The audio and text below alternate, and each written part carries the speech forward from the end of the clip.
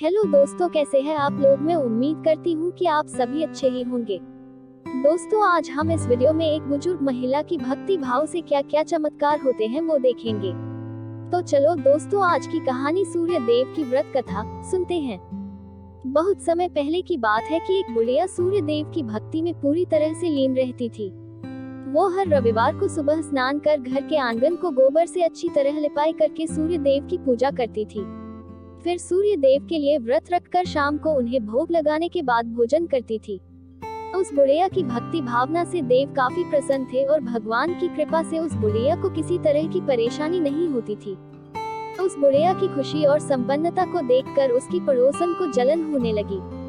वह बुढ़िया अपनी पड़ोसन के आंगन में बंधी गाय के गोबर से ही आंगन लीपा करती थी। पड़ोसन ने जलन के मारे उस गाय को आंगन की जगह घर के अंदर बांधना शुरू कर दिया।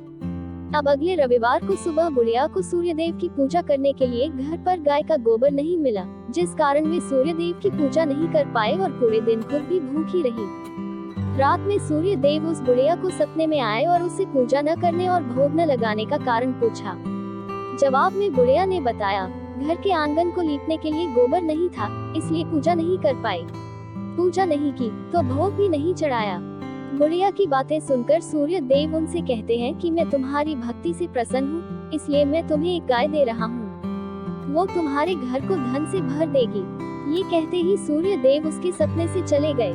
अगली सुबह जब बुढ़िया की आंखें खुलती हैं, तब वह देखती है कि उसके आंगन में एक सुंदर गाय और बछड़ा बंधा हुआ है। ये सब देखकर वह हैरान हो गई। उसे सपने की कोई बात याद नहीं थी। इसे उसने सूर्यदेव की कृपा समझा और गाय को चारा देने लगी। बुढ़िया के आंगन में सुंदर गाय और बछड़े को देखकर पड़ोसन की जलन बढ़ गई। कुछ देर बाद जब बुढ़िया घर के अंदर जाती है, तो गाय सोने का गोबर करती है। ये देखकर पड़ोसन चौंक जाती है और उस गोबर को उठाकर अपने घर ले आती है और अपने गाय के गोबर को उसके आंगन में रख देती है।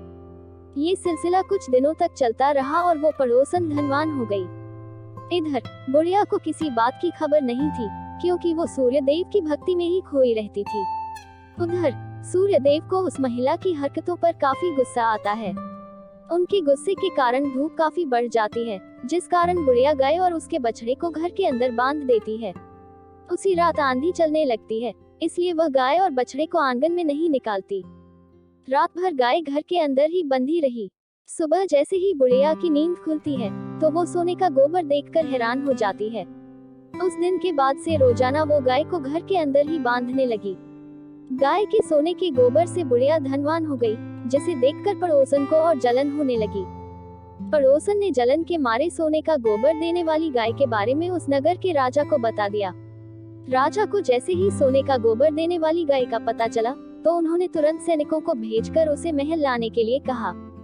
जब सैनिक बुढ़िया के घर पहुंचते हैं, तब वह सूर्यदेव को भोग लगाकर खुद भोजन करने के लिए निवाला उठाने ही वाली थी कि तभी सैनिक गाय और बछड़े की रस्सी खोलकर उन्हें अपने साथ ले जाते हैं।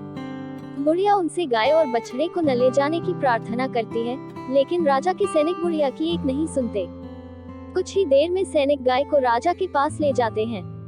राजा गाय की सुंदरता को देखकर बहुत खुश होते हैं और उसे अपने ही पास रख लेते हैं। गाय व बछड़े के जाने के गम में बुढ़िया बिना खाए पिए पूरे दिन सूर्य देव से गाय और बछड़े को लौटाने की प्रार्थना करती है। इधर दूसरे दिन सुबह राजा सोने का गोबर देखकर हैरान हो जाता है। उधर बुढ़िया भूखी प्यासी सूर्य देव की प्रार्थना में लगी रहती है।